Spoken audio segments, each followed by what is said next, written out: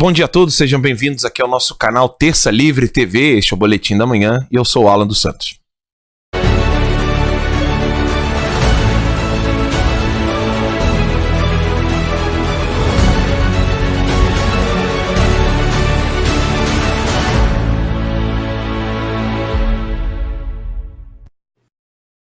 Espero que todos estejam um excelente dia aqui na Serra Gaúcha.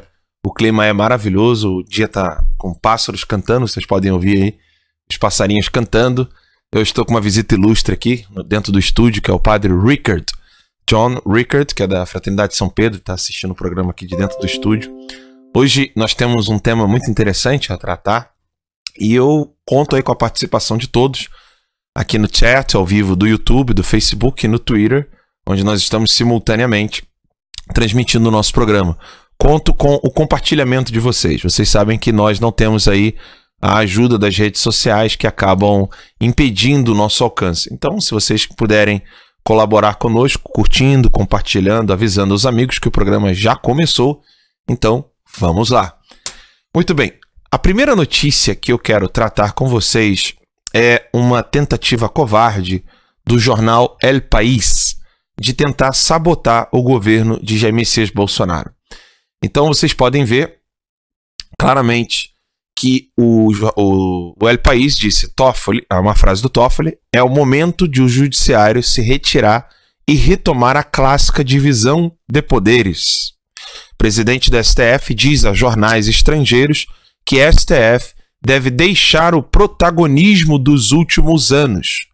Não cabe ao judiciário ser centroavante, mas nós seremos zagueiro, afirmou. Aqui vê-se claramente uma mudança de postura por parte do presidente da Suprema Corte do Brasil. E não cabe nesta análise se esta mudança de postura ela é ideológica, apenas técnica ou mentirosa. O que nós temos que lidar agora são com fatos. E os fatos são esses. O presidente não é mais o Michel Temer, em poucos dias. Nós temos, hoje é dia 20 de novembro, são 10 horas e 5 minutos. Daqui a poucos dias, um pouco mais de um mês, o presidente deixará de ser o Michel Temer e será Jair Messias Bolsonaro. Com a mudança da presidência, o presidente da Suprema Corte não pode mais continuar com a postura que outrora manifestou e ele foi cobrado pelo próprio El País das suas palavras, ou seja, o Dias Toffoli já está sendo cobrado, ameaçado pelo El País por suas palavras. Vejam aqui esta matéria do El País, onde o El País deixa bem claro, a matéria do Juan Arias, onde quer chegar Dias Toffoli. Em artigo publicado nesta segunda-feira, no El País, o presidente do STF propõe grande pacto para tirar o Brasil da crise. E aqui o próprio El País joga na cara do Dias Toffoli algumas palavras que ele disse. Eu vou ler a matéria para vocês. O presidente do STF, Dias Toffoli, em seu artigo publicado neste jornal, Um Pacto Republicano para o Brasil, certamente diz mais do que escreve. Ali tem um erro de digitação que é normal, né? Faltou a palavra ali. Começando por ter escolhido para isso um jornal internacional. Suas afirmações, algumas contundentes, não deixarão de ter repercussão dentro e fora do Brasil. Ainda mais neste momento em que acaba de ser eleito como presidente da República um ultradireitista de ideias autoritárias e agressões à oposição política que a opinião democrática mundial vê com preocupação e até medo. Pausa aqui para que vocês possam entender, de fato, o que quer dizer o El País.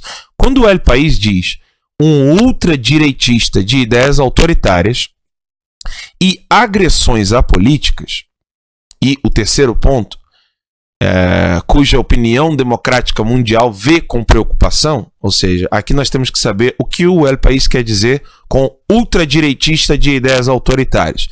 Ou seja, um pai de família que cuida da sua pátria e não um genocida que quer matar criança no ventre de suas mães. Segundo ponto, agressão à oposição política, ou seja, um homem que não enfia faca na barriga dos outros. Entendeu? E o terceiro ponto, opinião democrática mundial vê com preocupação e até medo. O que é essa opinião democrática mundial? Os globalistas, os comunistas e a comunidade islâmica. Ou seja, os três grandes poderes que querem destruir qualquer país, qualquer cidadania, qualquer civilização, melhor dizendo, qualquer... Enfim, tudo que seja natural, tudo que vá de acordo com a lei natural, defesa da família, defesa da pátria, é o que o El País chama de opinião democrática mundial vê com medo. Ou seja, eles estão com medo porque foram décadas e décadas, se não séculos, décadas de desconstrução da família, da soberania nacional, das leis, décadas e décadas, e isso não está afetando a população. Então, o seu José na esquina, ele não cai na lorota de ficar triturando o bebezinho no ventre da mãe e para ficar chamando isso de aborto. O seu José da esquina acha um horror triturar as criancinhas no ventre das mães. E aí o jornal fala que realmente alguém que seu José colocou no poder é perigosíssimo. É isso que o El País está dizendo. Vamos continuar. Toffoli não pode esquecer que ao escrever como presidente da máxima corte constitucional, suas afirmações adquirem um peso especial e serão analisadas nas chancelarias internacionais. Aqui nós temos uma clara ameaça do El País. Toffoli, você escreveu isso aqui, tá? E nós vamos falar isso em todo mundo. Nós vamos falar isso pro pessoal do Chile, nós vamos falar isso pro pessoal da Colômbia, nós vamos falar sobretudo para Venezuela e Cuba o que você está fazendo. Vamos continuar. Depois, o jornal continua. Sem dúvida, seu artigo revela nas entrelinhas a grande preocupação pela democracia brasileira, que, segundo não poucos analistas, se veria ameaçada pelo novo governo. Então veja que olha o jogo semântico. Olha o jogo semântico. Aqui eu não quero fazer uma defesa do Dias Toffoli, mas uma defesa dos fatos. Sem dúvida, seu artigo revela nas entrelinhas a grande preocupação pela democracia brasileira. Então ele está falando do artigo do Dias Toffoli, que nós também discordamos. Mas, vejam bem, o jogo semântico muda aqui. Que, segundo não poucos analistas, se veria ameaçado pelo novo governo. Ou seja, é o El País que quer colocar a Suprema Corte contra Bolsonaro. E isso interna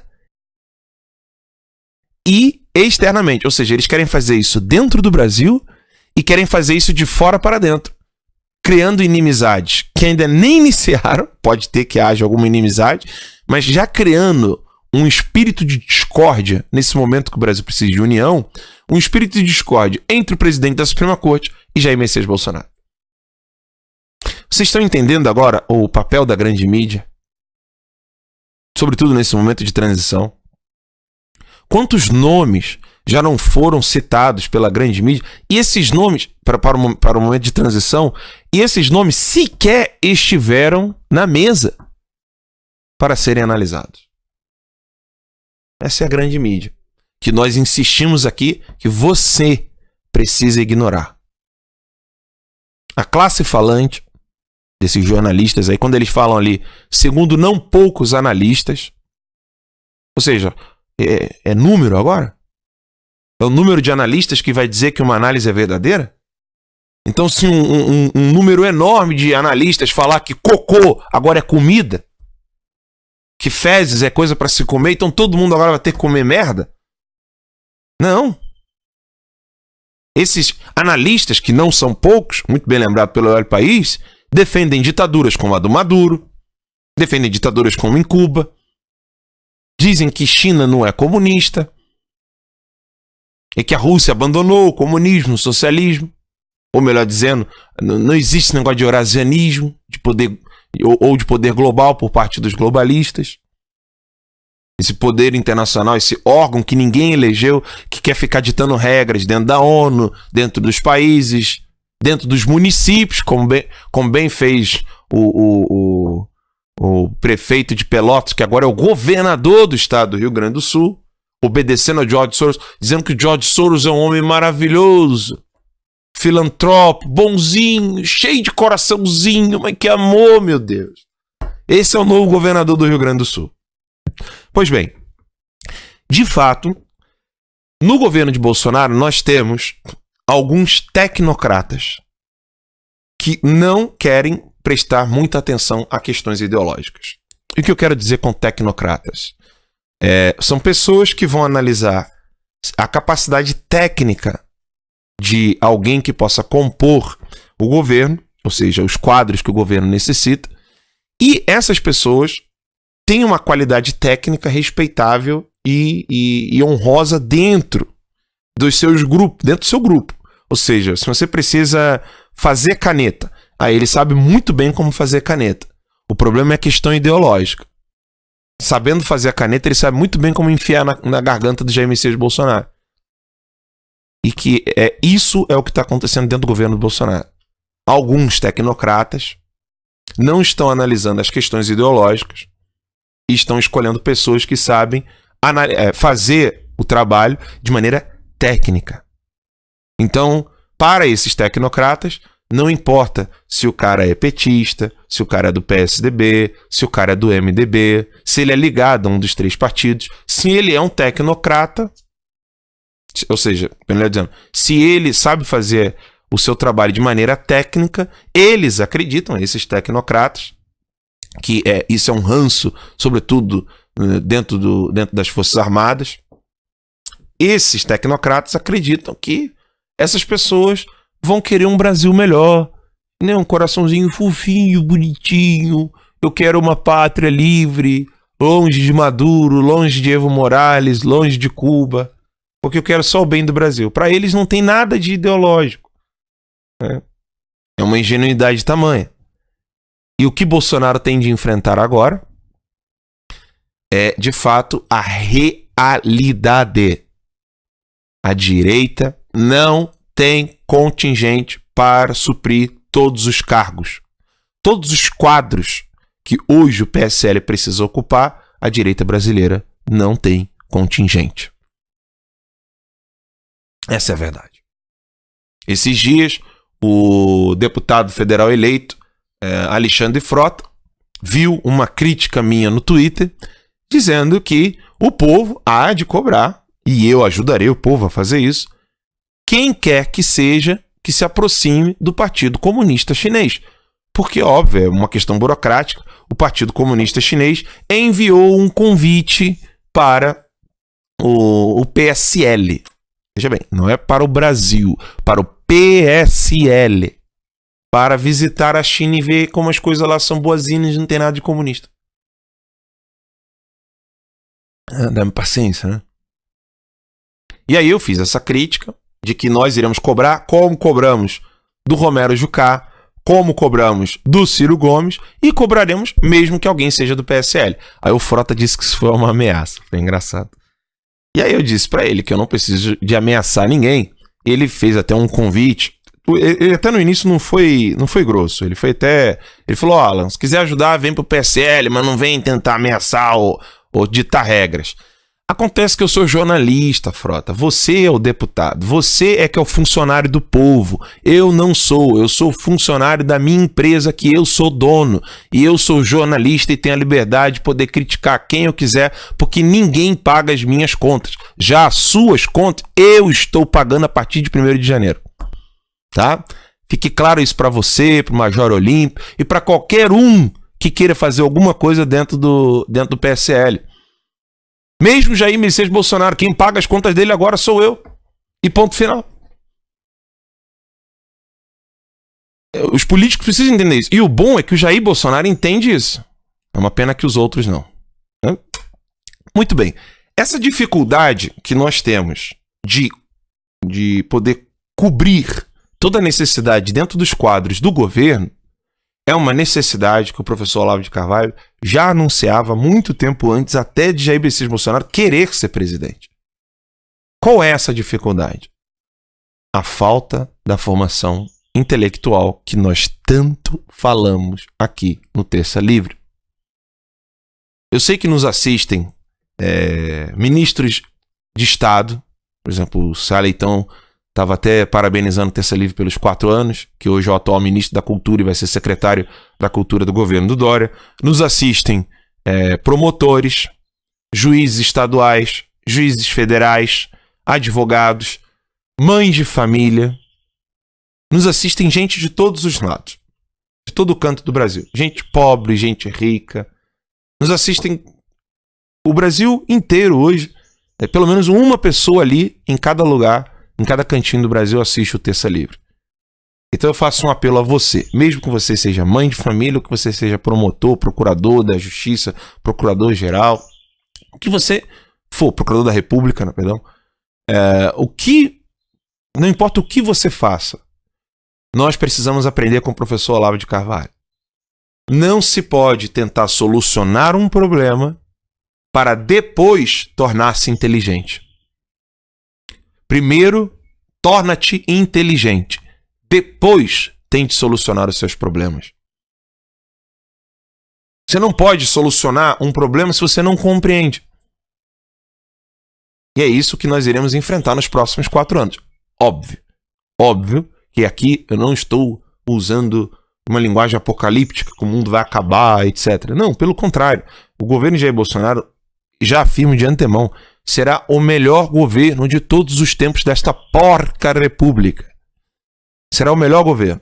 Entretanto, porém, todavia, contudo, algumas dificuldades que ele enfrentará se dará ao fato de que o povo brasileiro, quando eu falo povo brasileiro, eu digo os conservadores, a direita, ainda não acordaram para a necessidade da formação intelectual.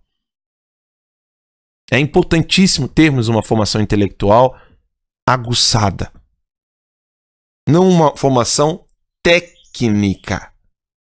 Já disse isso várias vezes. Bons médicos você vai encontrar em muitos lugares do mundo inteiro. Excelentes médicos, aí já é outro caso. Mas bons médicos você vai encontrar no mundo inteiro. Agora, perguntar para um médico se ele é a favor de triturar uma criancinha no ventre da mãe, ele vai ficar em dúvida. E aí, óbvio, um jogo semântico, por parte dos globalistas, por parte dos comunistas, aquele médico vai acabar cedendo à pressão, caindo na engenharia social, perdendo a estima pública, por muitas aspas, dos seus pares. Ah, ele é contra o aborto. Não chama ele pro jantar, não. Não chama ele pro evento, pra conferência que nós vamos ter. Então, sem a formação intelectual, a pessoa não está preparada para enfrentar a solidão, não está preparada para enfrentar o combate e acaba caindo aí na narrativa da esquerda e, de fato, virando uma vítima. Por isso a urgência da formação intelectual. E aqui eu faço um rápido intervalo para que você preste muita atenção como você pode solucionar esse problema. Todos já ouviram de Black Friday, né? Nós temos a Green Friday, que é para ajudar você a solucionar esse problema, para facilitar a sua vida, para comprar livros, para que você estude e consiga fazer parte dessa mudança, que não é apenas de 4 anos, mas de décadas que o Brasil precisa enfrentar daqui em diante. O Terça Livre está completando 4 anos. O aniversário pode até ser nosso, mas quem ganha é você. Para comemorarmos juntos, mais de 3.000 livros estarão em promoção em nossa livraria. Livros de diversos temas, autores e editoras.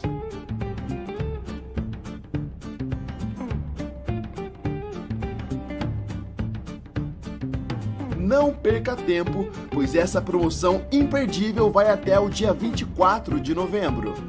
Acesse livraria.tercalivre.com.br. Muito bem, mais de 3.000 livros em promoção. Tudo isso para facilitar a vida de vocês. Para que vocês possam começar a estudar. E façam grupos de estudos. Façam anotações. Vocês precisam sair dessa imagem macro de tentar mudar o mundo de maneira universal e começar a atuar de maneira específica. Específica. Onde e como eu posso mudar o que eu estou fazendo agora. E não tentar ser o rei do mundo, o rei do universo. Você tentar, olha, Alan, eu quero fazer algo no meu município, na minha cidade, no meu estado, no meu bairro. E para isso eu preciso aprender E quero estudar com vocês. Eu fui dar formação para os deputados chilenos e para um grupo de direita no Chile, e existiam lacunas que aqui no Brasil a maioria já está calejada de ouvir, né, mas que nunca é demais falar. Questões como política não é um debate de ideias, é um debate de pessoas, é um enfrentamento de pessoas, ou seja, na política você precisa retirar o mal para colocar alguém bom. Entendeu? Então essas coisinhas assim vocês vão aprender muito nos livros. Mais do que conosco aqui. Eu falo para você, não tenha a vergonha, quando alguém te perguntar sobre algo, de dizer, eu aprendi no YouTube. Pelo amor de Deus. Pelo amor de Deus. Não diga, eu aprendi no YouTube. Não, eu aprendi no livro do autor X. Tenham a honra de dizer isso. Eu aprendi lendo, eu aprendi estudando. E não com youtubers. Então a gente facilitou a vida de vocês. E para que vocês possam aí comprar esses livros. Bem, o Boletim da Manhã não pode mais durar do que 20, 25 minutos, porque o pessoal assim pode assistir no trabalho, pode assistir a caminho. E com isso eu quero deixar aqui para vocês alguns avisos práticos aqui de importância, segundo as nossas fontes. E nós temos fontes de fato, não é como a Folha de São Paulo, o Globo, etc. Netanyahu está quase confirmado para a posse de Jair Messias Bolsonaro no dia 1º de janeiro. O Trump, por uma questão de problema de agenda, ainda não confirmou e está ali um pouco complicado. Se fosse no dia 5 de janeiro, o Trump já estaria certo. Mas como é no dia 1º, há ainda um conflito de agenda, mas é possível que o Donald Trump venha também para a posse. Eles estão trabalhando nisso. Mas o Netanyahu já está quase certo, já está quase confirmado. Maduro e Evo Morales não foram convidados. E com isso eu termino o Boletim da Manhã. Até a próxima. Fique com Deus. Tchau, tchau.